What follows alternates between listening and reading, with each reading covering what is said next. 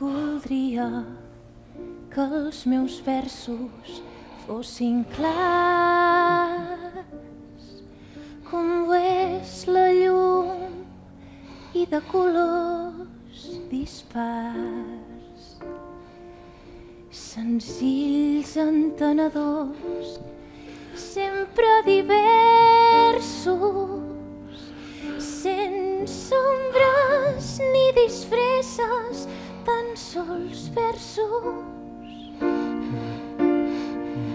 Rectes com l'horitzó i sabent com designar cada cosa pel seu nom, que afinessin pistils de gosadia en la corola de la poesia.